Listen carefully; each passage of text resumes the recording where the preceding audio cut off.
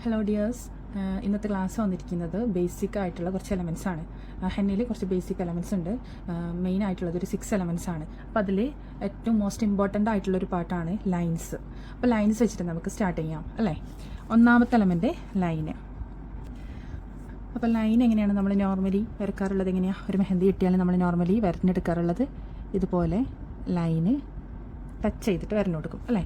ഇതൊരു തെറ്റായ മെത്തേഡാണ്. ഒരു ലൈൻ എങ്ങനെയാണ് ക്രിയേറ്റ് ചെയ്യുന്നത്? ലൈൻ ക്രിയേറ്റ് ചെയ്യാൻ വേണ്ടിയിട്ട് ജസ്റ്റ് സർഫേസിൽ ടച്ച് ചെയ്ത് കൊടുക്കുക. ഓൺ ദ സ്പോട്ടിൽ കോണൊന്ന് പൊക്കി പിടിക്കുക. കോണ് മൂവ് ചെയ്യുന്നതോടൊപ്പം ചെറിയൊരു പ്രഷർ അപ്ലൈ ചെയ്യുക. എൻഡിൽ മാത്രം ടച്ച് ചെയ്ത് കൊടുക്കാം. ഇങ്ങനെയാണ് ജസ്റ്റ് ഒന്ന് ടച്ച് ചെയ്ത് ഓൺ ദ സ്പോട്ടിൽ കോണൊന്ന് ഉയർത്തി പിടിച്ചതിന് ശേഷം കോൺ ഇതേപോലെ മൂവ് ചെയ്യാം. എൻഡിൽ മാത്രം ടച്ച് ചെയ്ത് കൊടുക്കുക. 2 പോയിന്റിൽ മാത്രമേ ടച്ച് ചെയ്യുന്നുള്ളൂ. ഇത് പ്രത്യേകം ശ്രദ്ധിക്കുക. ഡ്രൈപ്പിംഗ് മെത്തേഡാണ് യൂസ് ചെയ്യുന്നത്. അപ്പോൾ അതേ മെത്തേഡിൽ തന്നെ നിങ്ങൾ ലൈന് ക്രിയേറ്റ് ചെയ്യുക. സ്റ്റാർട്ടിംഗ് പോയിന്റിലും എൻഡിലും മാത്രമേ ടച്ച് ചെയ്യുന്നുള്ളൂ. സ്റ്റാർട്ട് ചെയ്യുന്ന സമയത്ത് ജസ്റ്റ് ഒന്ന് പൊക്കി പിടിച്ച് എന്താണ് മൂവ് ചെയ്യുന്നതോടൊപ്പം പ്രഷർ അപ്ലൈ ചെയ്യുക. പിന്നെ എൻഡിൽ മാത്രം ടച്ച് ചെയ്ത് കൊടുക്കുക.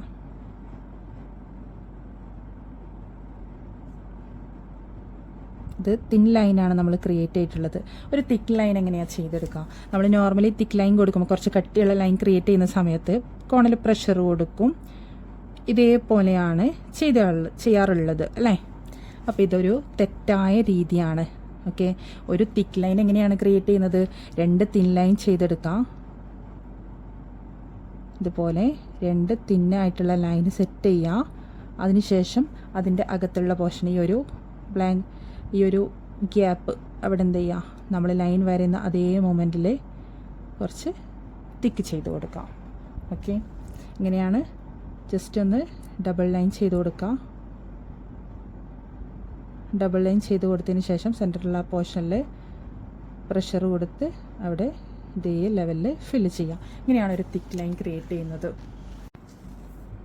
നെക്സ്റ്റ് എലമെൻ്റാണ് ഡോട്ട്സ്. ഡോട്ട്സ് എങ്ങനെയാണ് ക്രിയേറ്റ് ചെയ്യുന്നത്? നമ്മൾ ടച്ച് ചെയ്ത് സർഫേസിൽ ടച്ച് ചെയ്ത് ഇങ്ങനെ പ്രഷർ അപ്ലൈ ചെയ്യും അല്ലേ. ഇങ്ങനെ പ്രഷർ കൊടുക്കുന്ന സമയത്ത് എന്താ സംഭവിക്കുന്നത്? നമ്മൾ കൊടുക്കുന്ന ആ ഒരു പ്രഷറിൽ കോണിലുള്ള പേസ്റ്റ് ഇങ്ങനെ തള്ളി പോയാണ് ചെയ്യുന്നല്ലേ. മുകളിലോട്ട് ഇങ്ങനെ തള്ളി പോവുകയാണ്. അപ്പോൾ അതാണ് കറക്റ്റ് സർക്കിളായിട്ട് കറക്റ്റ് റൗണ്ടിൽ നമുക്ക് ഒരു പെർഫെക്റ്റ് ആയിട്ടുള്ള ഡോട്ട് കിട്ടുന്നില്ല. അപ്പോൾ എങ്ങനെയാണ് അത് ക്രിയേറ്റ് ചെയ്യുന്നത്? ജസ്റ്റ് ടച്ച് ചെയ്യാതെ ഒന്ന് തൊട്ടില്ല എന്നുള്ള ആ ഒരു ലെവലിൽ കോണ് വെക്കാം. പ്രഷർ കൊടുക്കാം. നമുക്ക് ഏത് സൈസിലാണോ ഡോട്ട് ക്രിയേറ്റ് ചെയ്യേണ്ടത് ആ ഒരു സൈസിൽ ആവുന്നത് വരെ പ്രഷർ കൊടുക്കാം. ഓക്കെ, നമുക്ക് ചെറിയൊരു ഡോട്ടാണ് ക്രിയേറ്റ് ചെയ്യുന്നതെങ്കിൽ ജസ്റ്റ് ചെറിയൊരു പ്രഷർ കൊടുത്ത് ചെറിയൊരു ഡോട്ട് ക്രിയേറ്റ് ചെയ്യുക. ഇനി മാക്സിമം വലിയ ഡോട്ടാണ് നമുക്ക് ചെയ്തെടുക്കേണ്ടെങ്കിൽ എന്ത് ചെയ്യാം? കോണിൽ മാക്സിമം പ്രഷർ കൊടുക്കാം. അപ്പോൾ അതിനനുസരിച്ച് നമ്മൾ കൊടുക്കുന്ന ഡോട്ടിൻ്റെ സൈസിൽ വ്യത്യാസം വരും. ഓക്കെ, ഇങ്ങനെയാണ് ഒരു പെർഫെക്റ്റ് ആയിട്ടുള്ള ഡോട്ട് ക്രിയേറ്റ് ചെയ്യുന്നത്. നമുക്കിത് ഇങ്ങനെയൊക്കെ ക്രിയേറ്റ് ചെയ്യാം. ഒരു വലിയ ഡോട്ട്, ഇടയിൽ ചെറിയ ഡോട്ട്, പിന്നെയും വലിയ ഡോട്ട്, പിന്നെ ഇടയിൽ ചെറിയ ഡോട്ട്, പിന്നെയും വലിയൊരു ഡോട്ട് കൊടുക്കുക, പിന്നെയും ചെറിയ ഡോട്ട്. ഓക്കെ, ഇങ്ങനെയാണ് ഒരു പെർഫെക്റ്റ് ആയിട്ടുള്ള ഒരു ഈവൺ ആയിട്ടുള്ള ഡോട്ട് ക്രിയേറ്റ് ചെയ്യുന്നത്. ഓക്കെ, ഇത് നമുക്ക് ലൈനിൽ ചെയ്ത് നോക്കിയാലോ. ലൈന് വരഞ്ഞു കൊടുക്കാം. ഓക്കെ, ഇതിൽ സ്റ്റാർട്ടിങ്ങിലൊരു ഡോട്ട് കൊടുക്കുക. പിന്നെ കുറച്ചൊരു ഡിസ്റ്റൻസ് വെച്ചിട്ട് നെക്സ്റ്റ് ഡോട്ട് സെറ്റ് ചെയ്യുക. കൊടുക്കുന്ന ഡോട്ട് കറക്റ്റ് ഒരേ സൈസിലും ഒരേ ഡിസ്റ്റൻസിലും സെറ്റ് ചെയ്യാൻ വേണ്ടിയിട്ട് പ്രത്യേകം ശ്രദ്ധിക്കുക. ഇങ്ങനെയാണ് ലൈനിൽ ഡോട്ട് ക്രിയേറ്റ് ചെയ്യുന്നത്. ഓക്കെ, നെക്സ്റ്റ് എലമെൻ്റാണ് ഡ്രോപ്സ്. ഡ്രോപ്സ് എങ്ങനെയാണ് ക്രിയേറ്റ് ചെയ്യുന്നത്? നമ്മളിപ്പോൾ ഡോട്ട് ക്രിയേറ്റ് ചെയ്യാൻ പഠിച്ചിട്ടുണ്ടല്ലോ. അപ്പോൾ ആ ഒരു ഡോട്ട് വെച്ചിട്ട് തന്നെയാണ് ഡ്രോപ്സ് ചെയ്തെടുക്കുന്നത്. എങ്ങനെയാണ് ചെയ്യുന്നത്?